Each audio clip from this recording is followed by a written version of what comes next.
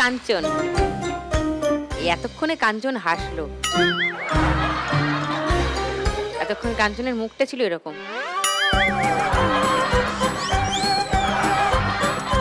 কেন বলো তো? কষ্ট হচ্ছে, আমি পুড়ে গেছিলাম না, দাঁড়াতে ঠিক মতো পাচ্ছি না।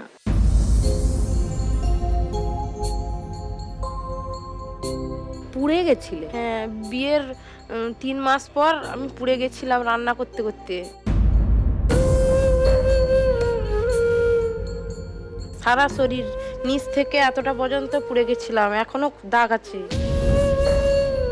খুব কষ্ট হয়। এটা কি অ্যাক্সিডেন্ট নাকি? না, বাড়িতে রান্না করতে করতে আমি পুড়ে গেছিলাম। হ্যাঁ, সেটা কি অ্যাক্সিডেন্টালি হয়েছিল? মানে হ্যাঁ। ইচ্ছাকৃতভাবে কিছু হয়নি তো? না, তারপরে সেটা সারানো হয়েছে? 3 মাস পুরো বিছানা সজ্জা সেটা একদম। তো স্বাভাবিক। হ্যাঁ, একেবারে বিছানা সজ্জা, আমি হাঁটতেও পারতাম না, শুয়ে থাকতাম এক সজ্জায় একবারে। হ্যাঁ, দিয়ে বাপের বাড়িতে চলে গেলাম, নিয়ে যেতে সবাই বললো এ বাঁচবে না। আমারও কানে খুব শুনতে খারাপ লাগতো দিদি, সবাই বলতো এ বাঁচবে না, পুড়ে গেছে, পচে গেছে। দিয়ে আমার মনে জেদ জাগলো যে আমাকে বাঁচতেই হবে।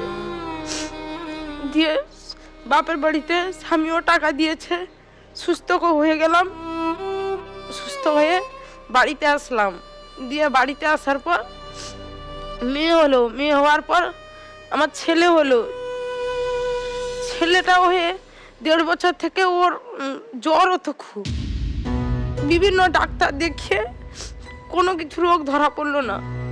দিয়ে আমাদের বাড়ির পাশে মেডিকেলে, সেখানে একজন এই কলকাতার ডাক্তার থাকে, সে বললো ওকে বড় ডাক্তার দেখাতে হবে, ওর পেটে কিছু ইনজুরি হয়েছে। পেটে ইনজুরি? হ্যাঁ, সেখানে থেকে বললো যে ওকে কলকাতা নিয়ে যেতে হবে। এখানে নিয়ে এসে স্বামী স্ত্রী দুজন আসলাম।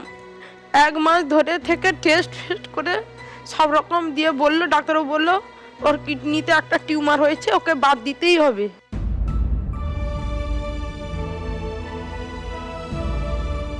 আমরা তখন নতুন, এখানে এসে জানতে পারছি না কোথায় যাব, কি করব।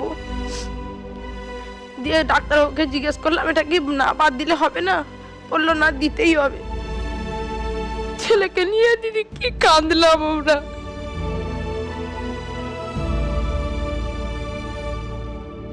ওর নাম কি? অঙ্কুশ পাত্র। অঙ্কুশ?